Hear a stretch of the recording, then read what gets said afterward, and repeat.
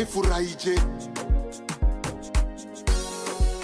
ni vibambeje, ni tenkunyeje, ni vimwangeje.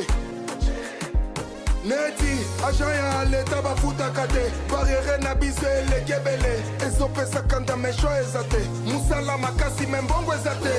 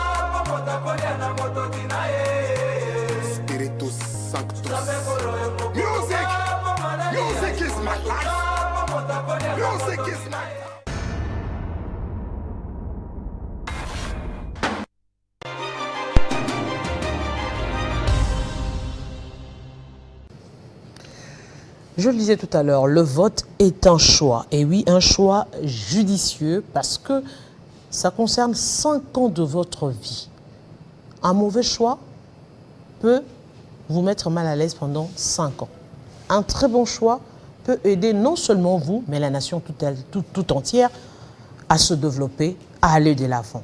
Et pour cela, il faut savoir comment et pourquoi, et surtout pour qui voter.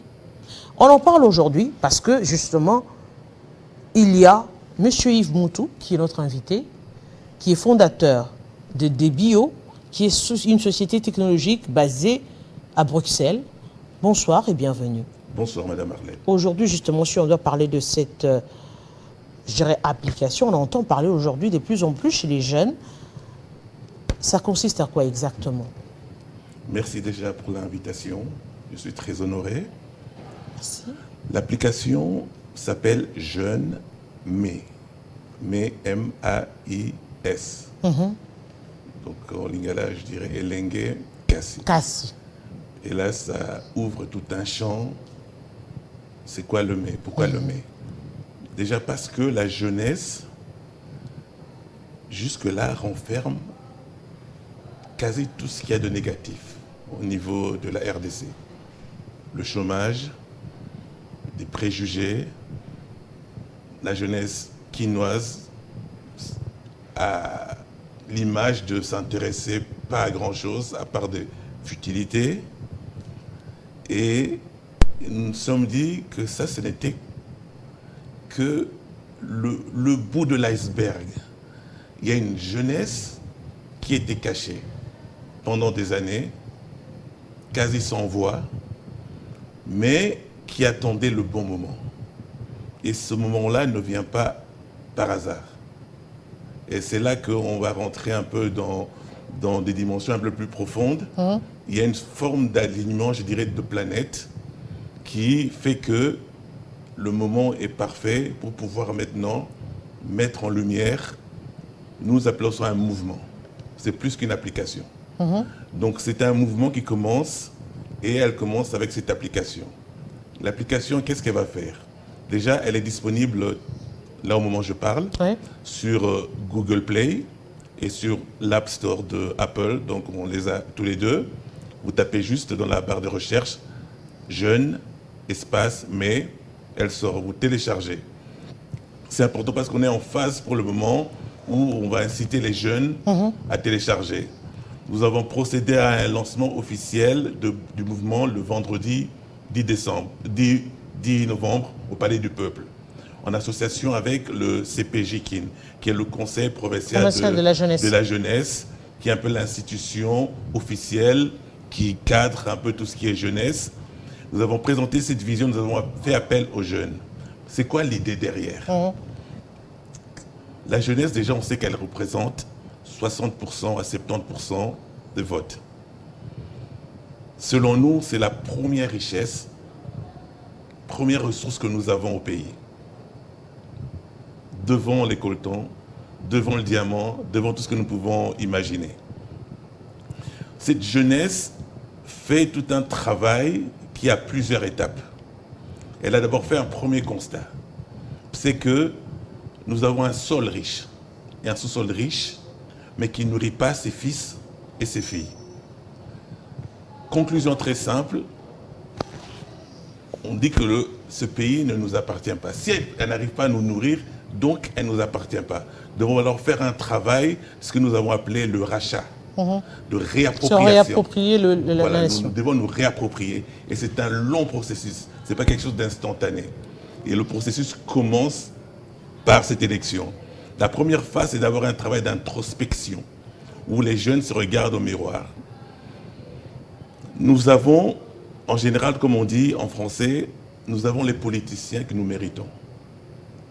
Nous pouvons passer des journées et des nuits à critiquer les politiciens, mais les premiers responsables, c'est nous. C'est nous. Et la jeunesse a fait ce travail-là, cette jeunesse-là. Et après, maintenant, qu'est-ce qu'elle fait? La seconde phase, c'est maintenant, vous dire, voilà, nous voulons un avenir meilleur. Maintenant, nous voulons aussi que nos politiciens cadrent, matchent ce Congo-là que nous voulons. Donc nous allons être exigeants avec eux comme nous sommes exigeants, nous allons être exigeants avec nous. Donc il n'y a aucune volonté d'être méchant ou contre un politicien, qui que ce soit. C'est vraiment un travail de se dire, ok, si vous êtes nouvellement en politique, vous voulez briguer un mandat, via cette plateforme, la jeunesse va challenger les politiques.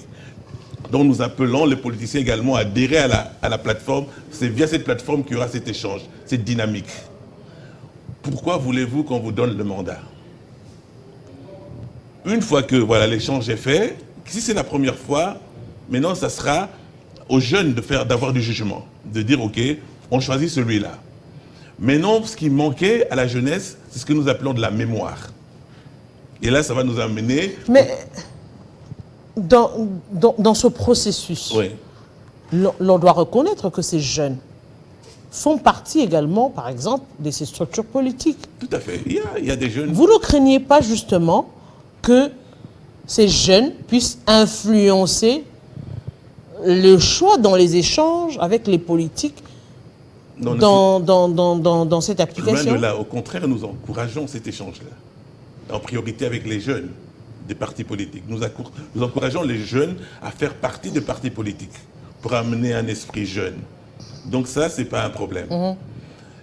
Le plus important est qu'il y ait un échange et que nous disons aux jeunes, voilà, c'est fini, ne vous laissez plus manipuler par des choses dérisoires. Ayez du jugement. C'est très important car il s'agit de votre avenir. Mais aujourd'hui, vous le savez, on le dit, votre ventre affamé n'a point d'oreille. Est-ce que le nœud du problème, ce n'est pas justement cette misère, entre guillemets, qui caractérise les esprits. Les gens se disent, oui, pendant la période électorale, on va se faire de l'argent.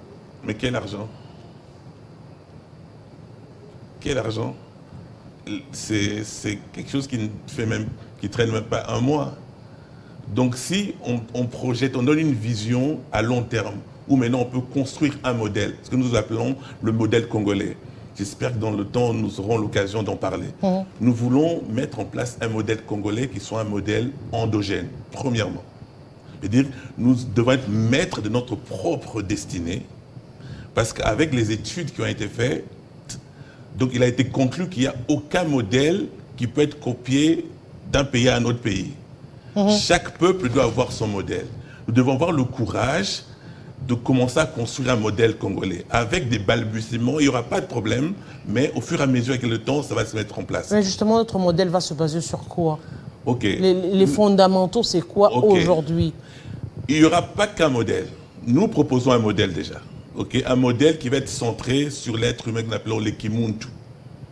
Et cet être humain, nous le prenons dans plusieurs dimensions. Donc il y a la différence déjà avec le modèle que propose l'Occident, parce qu'il y a un déchirement avec la plupart de la jeunesse africaine et congolaise en particulier. Elle a été influencée par d'autres modèles. Et là, maintenant, elle se trouve à la croisée des chemins. Quel modèle suivre? Le modèle que nous proposons, c'est un modèle où l'être humain est pris dans toutes ses dimensions, physique, l'âme et l'esprit. Et là, nous nous démarquons déjà du modèle occidental où Dieu est carrément rejeté de l'équation. Nous sommes un peuple où à 95%, je dirais, la spiritualité fait partie de notre culture. Donc nous ne pouvons pas faire un modèle sans qu'il y ait cette notion-là. Une fois que cette notion-là entre, c'est d'autres dimensions qui s'ouvrent. Je vais prendre un peu une analogie qu'on utilise beaucoup en physique ou en informatique, parce que j'ai un peu une formation scientifique. Vous voyez, l'informatique actuelle, il est binaire. On a 0 et 1. Et maintenant, on se bat pour entrer dans notre type d'informatique, l'informatique quantique. Il y a d'autres niveaux qui vont entrer. Et nous voulons maintenant basculer dans un modèle où le spirituel entre et ça nous ouvre beaucoup de champs. Et cette notion maintenant de rachat prend un sens. Parce qu'il ne dépend pas que de nous. Voilà un peu le modèle que nous voulons construire. Maintenant, il faut mettre des fondamentaux. Des fondamentaux, il y en a plusieurs. Je disais qu'il est endogène. C'est-à-dire que nous devons d'abord le construire de l'intérieur. Après, nous nous ouvrons à l'extérieur. C'est important que nous entrions maintenant dans une phase de création de richesse de l'intérieur. D'où cette plateforme, Jeune Mai, a été financée par nous-mêmes. Nous ne sommes pas allés chercher un financement externe. C'est nous-mêmes, par notre propre intelligence, nos propres moyens. Ça nous donne une forme d'indépendance. Maintenant, comment faire? Parce qu'aujourd'hui, on se retrouve également dans une nation où déjà l'informatique pose problème, l'électricité pose problème. Aujourd'hui, si on doit prendre, même la plupart des jeunes qui finissent à l'université ne savent pratiquement pas toucher à la machine. Comment contextualiser cette approche avec la réalité sur terrain? C'est vrai qu'il y a des problèmes, mais il y a quand même des avancées. Dernièrement, il y a la fibre optique qui est rentrée. Elle n'est pas partout, mais il y a déjà des endroits où on peut travailler avec la fibre optique. La 4G, elle fonctionne, peut-être pas d'une manière optimale, mais elle est là. Et les jeunes sont présents dans les réseaux sociaux. Donc il y a déjà une forme de familiarité avec les nouvelles technologies, avec une certaine couche. Pas toutes, mais les jeunes ne sont pas perdus. Lorsqu'on parle de ces histoires-là, elles savent de quoi on parle. Et le téléphone, ne sous-estimons pas, c'est maintenant... Être dans le téléphone, c'est être dans l'intimité. Donc c'était important d'avoir quelque chose qui nous permette de rentrer dans l'intimité des jeunes et maintenant pour pouvoir leur donner une plateforme où elles peuvent s'exprimer également, écouter les autres qui aient cet échange-là. Alors déjà pour cette campagne, ça sera effective? C'est déjà effectif? C'est effectif. Donc là, en fait, c'est un peu une primeur de chez vous. On lance officiellement la communication à partir de votre chaîne. Mais l'application était déjà ouverte dès le vendredi 10, comme je vous ai dit. Jeune Espace Mai. Jeune Espace Mai. Donc il va y avoir tout un mois de campagne intense qui va nous conduire jusqu'au jour de vote. Donc nous appelons également aux candidats d'adhérer à la plateforme. Donc si vous allez sur le site, il y a toutes les informations de communication. Nous sommes présents dans les réseaux sociaux également. Donc nous mettrons en place tous les canaux possibles pour pouvoir atteindre. Et une fois que les élections sont passées, il y a toute la phase maintenant des résultats où nous serons également hyper présents. Et une fois que la phase des résultats finit, il y a la suite. Et là, maintenant, nous allons communiquer sur la suite. Donc ce n'est pas juste quelque chose de ponctuel, c'est un début de quelque chose, d'une dynamique en fait. Monsieur Montou, Oui. Yves, Oui. je vous dis grand merci.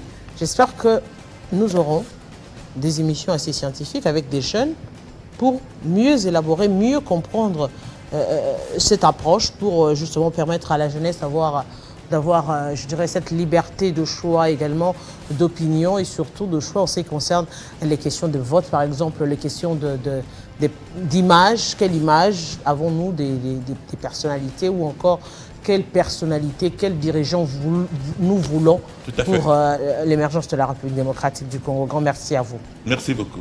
Je rappelle que vous êtes fondateur de DBO, une société technologique basée à Bruxelles. Aimables téléspectateurs, oui, vous avez fait le choix de nous suivre. Grand merci.